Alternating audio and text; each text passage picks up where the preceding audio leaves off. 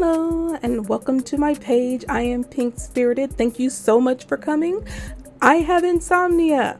So, because I have insomnia, I am going to tell you how to get a job. So please like and subscribe to my page so you can see more of my beautiful self. Okay, now I have had many a job. I'm not going to tell you why I've had many a job, but I've had many a job. I'm going to tell you how to get jobs. The most important thing is that you need to have multiple resumes. I know that this seems tedious, but it's actually quite important. You need different resumes for different types of jobs. So for instance, if I'm looking for an accounting job, my resume reflects accounting experience, but there's some subtypes in that. So if I'm looking for a staff accounting job at a big firm, my resume would have experience that firm would want. Whereas if I'm wanting to be an accountant for maybe a small mom and pop business or a place that deals with small businesses, my resume would reflect that. Also, if maybe I wanted to join a startup, my resume would reflect that. So right now you have 3 different resumes for just the accounting job. The second thing that you need to know is that you need to trim your resumes. I know what you're thinking. What? But let me explain. You do not need your resume to show that weird job that you got right out of high school or right out of college. You don't need your resume to show, oh, I was a security guard for 3 weeks or 3 months or 3 years. That doesn't matter. And do you know why it doesn't matter? Because it has nothing to do with the job you're applying for. You don't have to tailor your resume for each company, but you do need to tailor it for each type of position that you want. The reason is because when you're putting your resume in, the HR people aren't picking over it. No, their machines are picking over it, picking out words, seeing which ones most likely align with what they want. So trim your resumes. The next thing you need to know is that you need to apply early. Let's say you have a job that you need to hire for. You have your own company. It's called Villainous Incorporated. And you need a job for a henchman, right? Do you know how many henchmen there are out there? How many do you really think are going to apply? 5? 6? No. Think thousands. Everybody wants a job. Okay, maybe not thousands, maybe hundreds. But everybody wants a job. So you're going to have hundreds of resumes to go through. What are you going to do? You're going to go through each one? Nah. You're going to go through the first page. And the first page is the first people who applied. See how that works? So, what you want to do is to go in your job hunting board of preference. I use Indeed. So go into Indeed and click where it says jobs within the last 3 days. Now, you'll see one that says 24 hours. If you're applying for a job every day and you've already done the 3-day thing, then you're going to click 24 hours going forward. Unless you miss a couple of days, and then you'll click 3 days. You want the freshest jobs because you want to be at the front of the list. So now we have the jobs within the last 3 days. Apply for them. You're going to be on that first or second page. I'm going to show you how to apply for those jobs using this handy dandy resume that I just made. I'm going to put in our information. I am Pink Spirited. I went to Texas Southern University. Here's all my information to contact me. I have a bachelor's in accounting. Yay. So then I'm going to save my overview for later. And I'm going to go straight into the experience and how I'm going to do my experience because I know nothing about accounting. I'm going to snatch it from one of these jobs. which I suggest you also do. Maybe not the exact job you're applying for, but something close. And you'll notice that the jobs they repeat some things, right? If you're looking for an accounting job, they're going to repeat the kind of things that they want. So, now, here's a trick for you. Let's say that you had a job for 2 months. You still get the experience, right? You did, or maybe 3 months. You did the work. Don't put the months. Just put the year. If you had this job from December 2023 or 2024, then you can explain it during the interview if you feel that you need to. They might ask you, well, how long were you at that company? Oh, from 24 to 25. If you have a job that is that short, don't put it on there unless you absolutely need to show that you had the experience. Or you can tell a little fib and say it was a temporary position. And so they only needed you for this amount of time for this project. Ta-da! Done. You've put all of this into your resume. Remember your tenses. Past tense, present tense. If it's a job you currently have, everything needs to be in present tense. If it's a job that you used to have, it needs to be in past tense. So just keep that in mind. Try to show something where you have maybe out of the box experience, doing pro bono accounting services for community businesses through the League of Evil. That counts. You don't have to say how long you did it, just that you did it. Any awards or acknowledgments? Sure. Volunteer of the Year. Evil is just a name. Volunteers for Change. Bam. Don't have any awards or acknowledgments? Make up one. They are not going to check. But it looks nice. But don't use this one. Volunteers for Change disbanded. So we got everything that we need, right? Wrong. Let's do an overview. You are an experienced accountant, proficient in lots of accounting things. I don't know. You're the accountant. You should know. In various companies in different industries. Your skills, for some reason, I don't know. Maybe it's the older generation. I grew up on Microsoft Suites. I know how to use Excel. Of course I do. Just like I know how to use PowerPoint, or like I know how to use Word. It's just a thing that we grew up on. But for some reason, they want to know that. So go ahead and put Excel in QuickBooks and data integrity and anything else that you think is important. And the reason for that is these are words that the computer is going to pick out. Okie dokie. So we have thus far gotten our resumes together, and each one is tailored for a different type of position. We have applied for jobs within the first 24 to 72 hours because it's a waste of your time to apply for older things, because I promise you they already have their lineup picked once 7 days has passed. They're not going back looking through there. So, yeah. So, now it's time for the screening. The screening is just like 15 minutes just to make sure that you have the experience they're looking for and that you're well-spoken if it's for a corporate job. So, be prepared to explain the job that you did. A lot of these people doing screenings do not know the positions that they're screening for.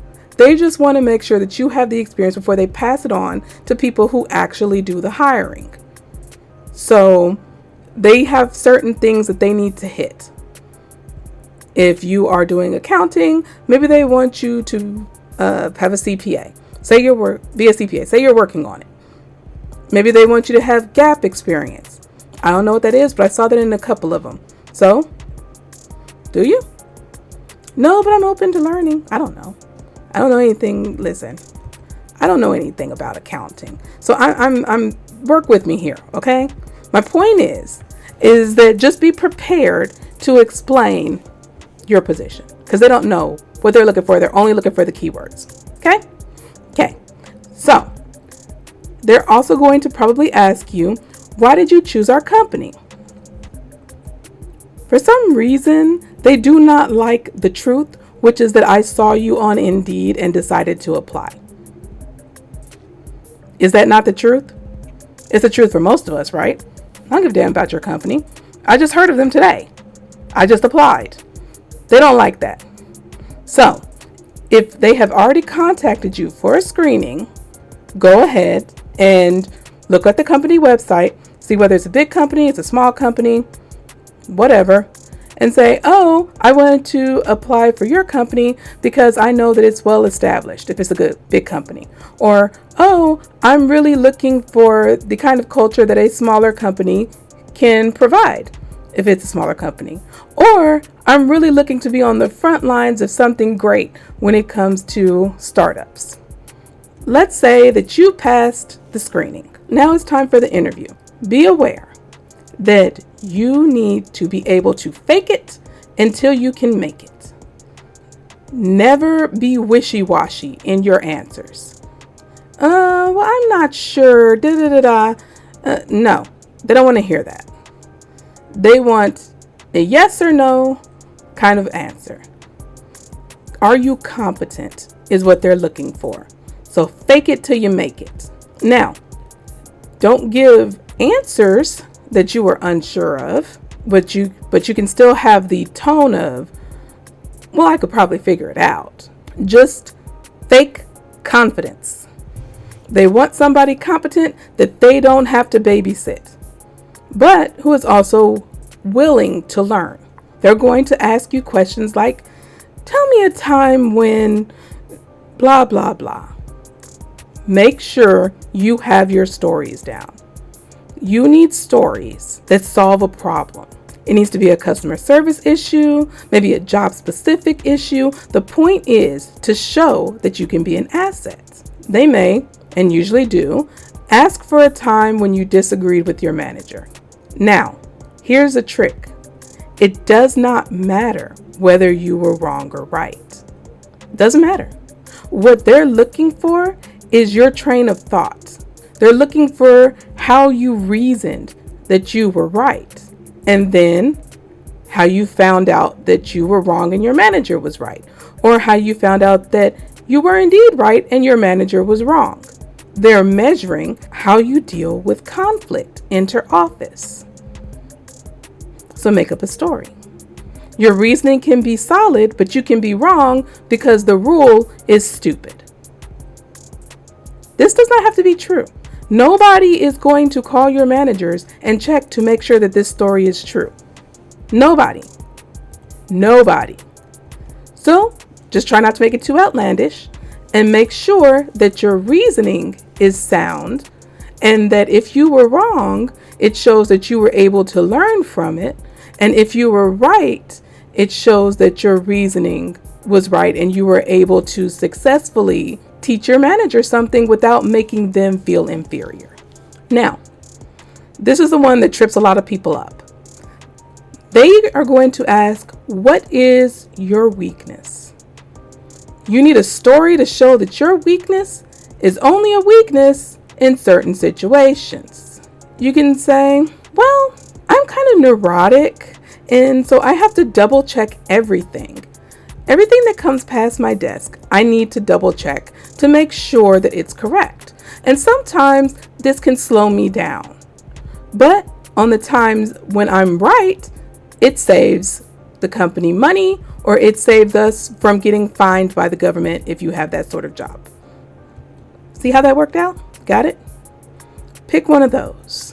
It definitely is a weakness because you have to check it, but it also shows that you're organized and detail oriented.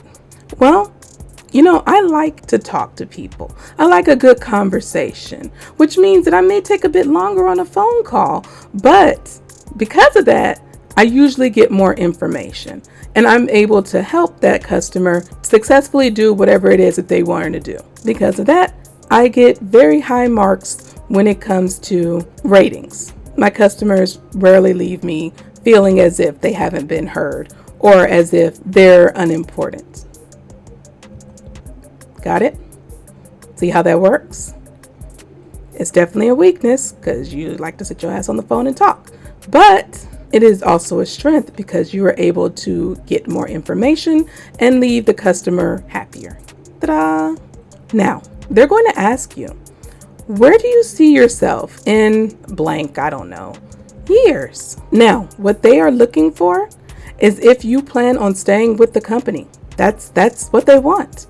They want to know whether you see yourself with this company in however many years. They want to know that you plan to grow with them and that you're not just going to come in and they spend their money training you and then you're gone. So just say, if you hire me, I plan to be here. I plan to grow in the company and try to make myself an asset and blah, blah, blah, blow smoke up their skirt. Okay? Now, this is very important. So lean in close. If you're an introvert, that's fine. But for the next 30 minutes, you are not. You are not an introvert for the next 30 minutes. Do you understand me? The next 30 minutes to an hour, you are an extrovert. You can take a nap afterward, but you are an extrovert. You need them to connect with you. You need them to see themselves to be able to work with you. Not necessarily be your best friend. That's not important, but they need to feel that you are a good fit for their culture. That means a positive attitude. That means a willingness and openness to listen and to learn. And remember, if you're not sure about something, it's okay to be unsure, but never hem and haw. Don't be, no, be confident. Okay? Now let's say that you just had your interview. You feel like you aced it. You feel like you bombed it, whatever. Do not wait to hear back from them. You need to keep moving. Move on to the next job and the next interview. You need to be applying for jobs and interviewing for jobs until the day you start that job. You cannot let this company hold your future. Keep applying. Keep interviewing. The more you do it, the better it'll get. Does it suck? Absolutely, it sucks. Interviewing is like the worst thing besides having to put in all the information in all the applications. It's annoying. I hate it. I hate it so much. But it's important. Keep going. The more you do it, the better experience that you get, the better you get at faking competence. That's that competence. The better that you get at faking it till you make it. You need to remember, these companies care nothing about you. You are a cog in the wheel of them. Never define yourself by where you work or your job title. They have no issue cutting you to cut costs regardless of how many hours you put in. You could be there all night. You've been there all night for a month to make sure that this project gets done. Do they care? No, they do not care. So do not define yourself by this company. Got it? It'll make you happier in the long run. Well, that's all I got. If anybody has any more tips for job seekers, put them in the comments and make sure that you subscribe and like this video and share it with your job hunting friend. See you guys next time.